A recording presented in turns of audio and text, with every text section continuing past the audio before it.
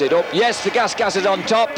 That's the difficult bit done. But of course he is sometimes a little careless, but no problem this time. Rolls the gas down. Steve Colley then, a little celebratory wheelie. He's just dropped that one careless point on section 2, but otherwise he's right there in touch with this man, Dougie Lampkin, and Mark Colomay. Lampkin then, the devastatingly, conclusively dominant world indoor and outdoor champion of 1997 and 1998. Not yet quite 23 years old.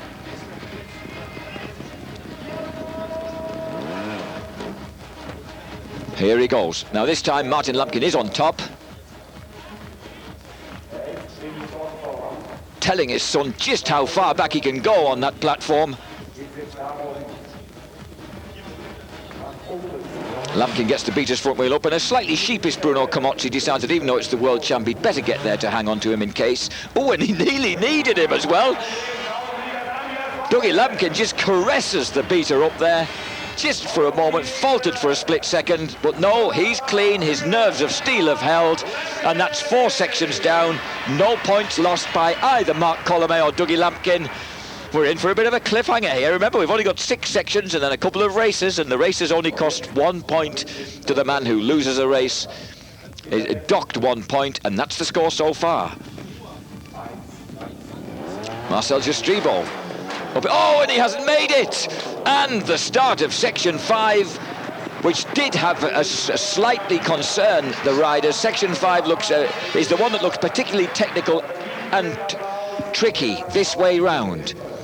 So a second gear assault on the Montesa by Jastribo fails. What about Mark Colomay? Oh, and Colomay's struggling as well, and he rebounds completely, ditches the Montesa in disgust with himself. Now that is a really critical mistake. Salvador Garcia, an anxious fatherly pat on the backside for Colomay as he rushes down to check that his man's all right. Colomay doesn't want to know, he's just annoyed. Now that's a very critical moment, because that depends now how Colley and Lampkin deal with this section. Now Colley's decided to go in 3rd gear. He knows it's a little bit of a long gear for this, and he's only just creeping over the top, but he's there. He has to put a long leg down, drop 1 mark, but at least he's still in action. So Colley, briefly in the driving seat, on the gas. Can he make it stick?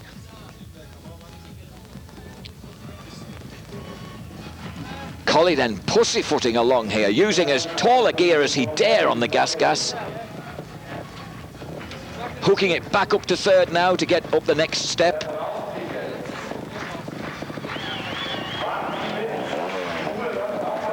Looking a little bit tense, but he's up there very neatly.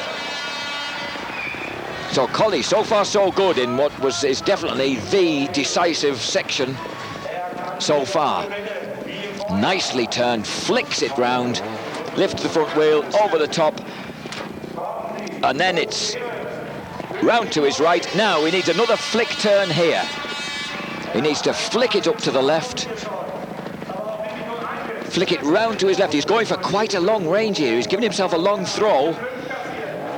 The flick turn there. Oh, he's flicked it too far, and he's lost it altogether. He's stuck down a long leg, but even his leg wasn't long enough there. I think he's tweaked that left knee, and he gave himself a bit of a buffeting there. Dramatic descent into the waiting, caring arms of Paul Gamble. So what a great blow for Steve Colley. He was so near the end of that section. Now Dougie Lampkin has pussyfooted his way up the steps in 2nd gear on the beater. And suddenly the door is gaping wide open to victory here in Bremen for Dougie Lampkin. Inch more, his dad shouting. That's as far back as he dare go. Oh, and he just stamps it down a gear and gets the grip that he needs, and he's looking very, very confident now. Is he going to make it? Now, of course, Lampkin knows what he's got to do. He hasn't lost any points so far, which is a massive advantage, because he can, of course, stick down a careful dab or two if he needs to, and we know that he's not the sort of spectacular guy who's going to go and do anything rash.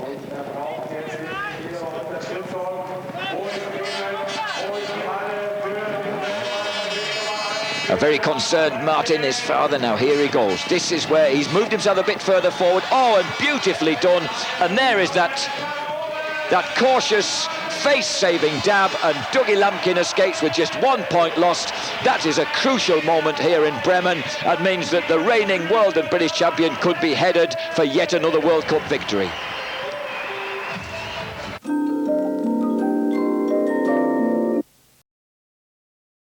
In the final here, in the 6th round of the World Indoor Trials Cup, is Marcel Jastrebo on the Montesa. Here is on section 6, the one that we are running the same way round as we saw it on lap 1. Marcel lining himself up for the tree trunks that you've got to roll across first before tackling in the background. Those are sort of monochrome versions of the Orangina vats. The sections here, of course, were used, a lot of this stuff was used in Vienna. The bikes and the sections transported by Bernard Estrepo directly from Vienna, the round before last, up to Bremen, while the guys themselves flew out to Lisbon from Vienna and used different motorcycles over there. So these are their original #1 bikes that they're back on for Bremen. Oh, and just a little overshot a bit there. It was a good job. He had almost a wall to run his front wheel into there, Marcel Jastrebo, or he would have been in a heap down in the drink. Now, of course, it is slippery here. We've seen some of the lesser lights have some real wheel spinning problems on takeoff, but no problem there for Marcel Jastrebo. Now he's got to repeat that. Look at the water sprinkling now. What a beautiful image. The creased, frowning forehead of Marcel Jastrebo. Ooh, and he's nailing it hard, but he never really got the takeoff at all, did he? Never got the grip he needed. It is slippery down there in those pans. So Jastrebo not up there, another 5 for him. And you know, he got a clean on that on the first lap. Would you believe? Isn't it strange, this game? So he must have felt that he could probably get up that one, but he didn't look absolutely as confident as he might. Now, Marc Colomé, a man who's now really dependent upon disaster striking his great rival Dougie Lampkin if he's to take a second consecutive victory in the championship series. He's 1 point, of course, ahead of Steve Colley for second place. He'll still be looking to victory.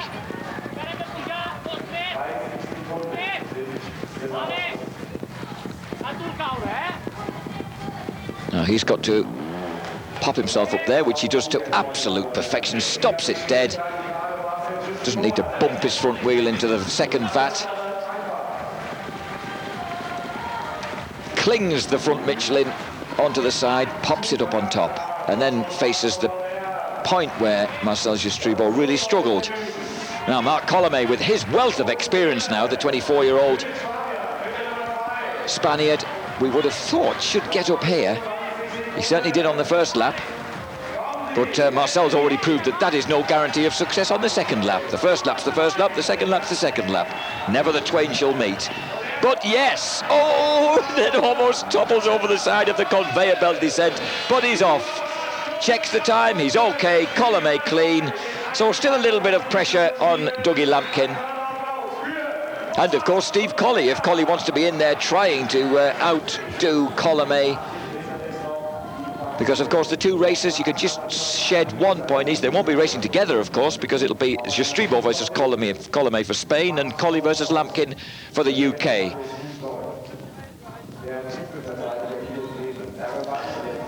But first, of course, Colley's got to pop his way through section 6, he said, as if 'twere straightforward. He knows it isn't. He's a bit worried about how slippery those big drums of water are. Oh no, and he should have been a bit worried about the start as well. And that very, very long left leg at least was long enough there to save him, but perhaps unfortunately characteristic momentary lapse of attention from Steve Colley costs him dear as well. That's put him a further point behind Marc Colomé, and therefore more likely to end up in third place rather than second on the podium here tonight. But a lovely German lady giving him all the encouragement that she possibly can. I'm not surprised. Handsome, long-legged, youthful, virile young Manxman. Why not? Here he goes, getting those long legs working again. Pops himself up onto the first vat. turns himself round. He's using third gear up here, rather surprisingly, on the gas because he just is worried a little bit too much about the slipperiness of the takeoff. Checking the time while he's up there. Balkstoff, what a wonderful word behind him. The Michelin tyre doing its job at the front. Will it do its job at the back? Oh, and it did, but he just lost it at the last split second. Another foot down, so Colley definitely putting Mark Colomé out of reach. He's got to finish third here tonight. It's a good enough result. It'll certainly move him clear of Graham Jarvis in the World Championship table, but he'll be a little bit disappointed. He registered a win in the World Championship Series at Toulouse last year, so Steve Colley will be disappointed if he doesn't find himself on in the winners' circle at some stage during 1999, and it looks like he's now got 2 more events to do that in Madrid and Turin, where he has, of course, won before. Lampkin, as ever, so precise. And of course, if Lampkin gets safely through this, then he's certainly won the title. He's certainly won the event here tonight. A tyre right, shouts his dad. Perfect, which is the most common word in Martin Lampkin's language. When you've got a kid as skilled as this, I suppose it's bound to be.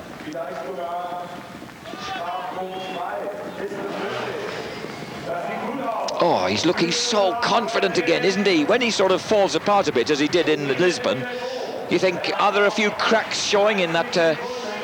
Oh, he just looks so cool.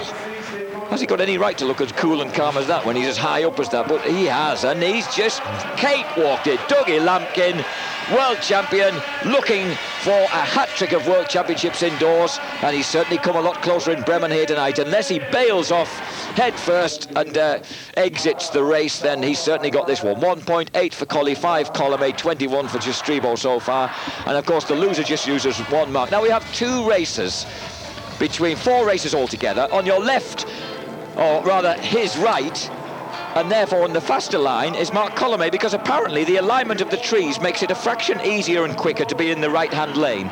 So that's why we're going to have 2 races each between the same 2 guys.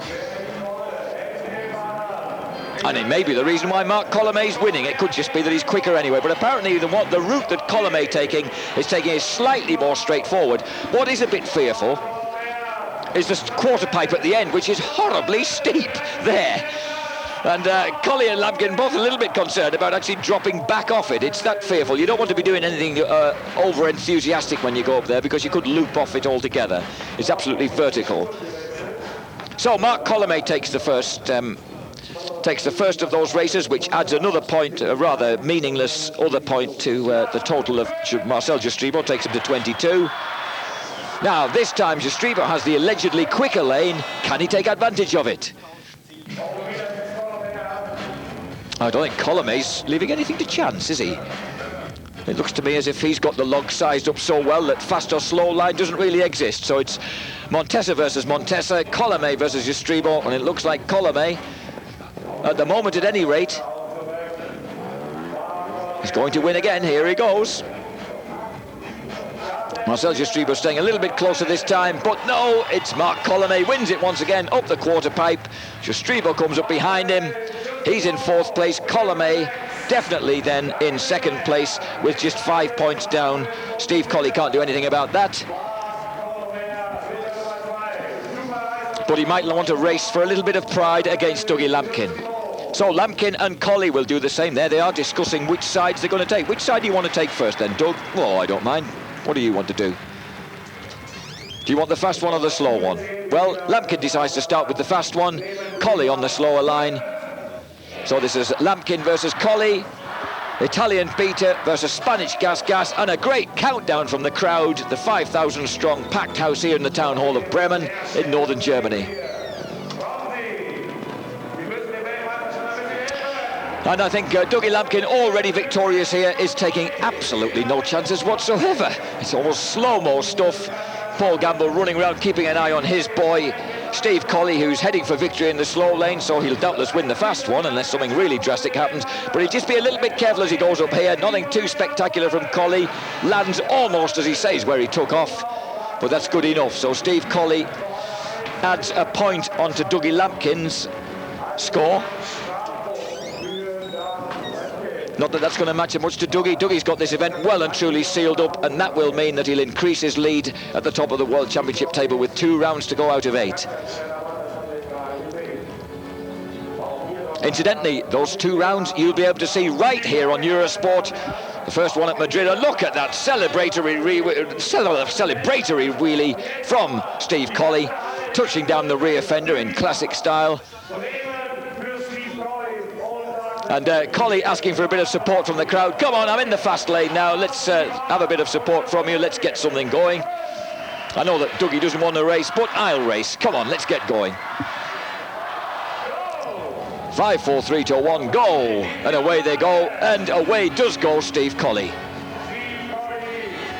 Amazingly popular Manxman, part sponsored by Duke Video over there on the Isle of Man. Twice Manx Sportsman of the Year.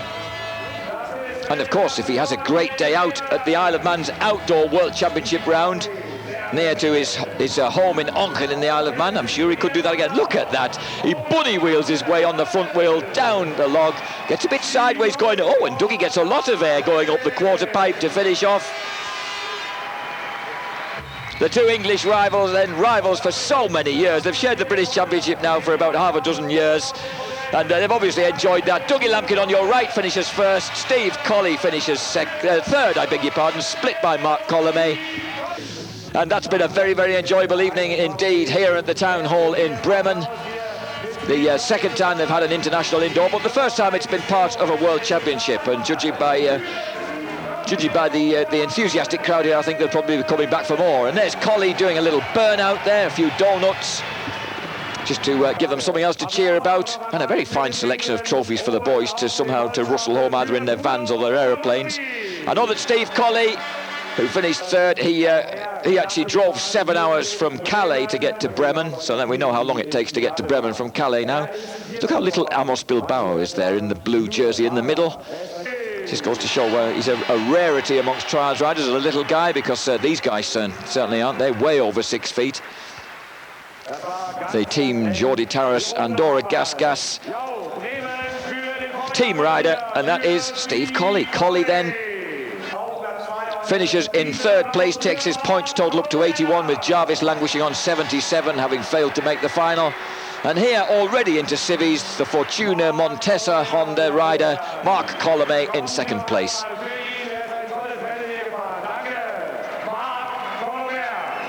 Colomé, it's nice to see him smiling, that's good.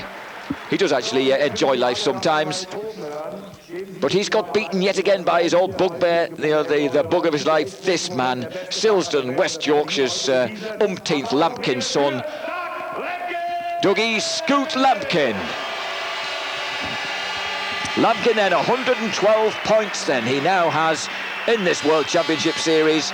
That gives him a lead of 18 points over Mark Colomé, so it's not over yet. Steve Colley 3rd on 81, Graham Jarvis 4th on 77, Amos Bilbao 5th on 63, Marcel Jastribo 6th on 47. Dougie Lampkin acknowledges the cheers of the crowd and the national anthem.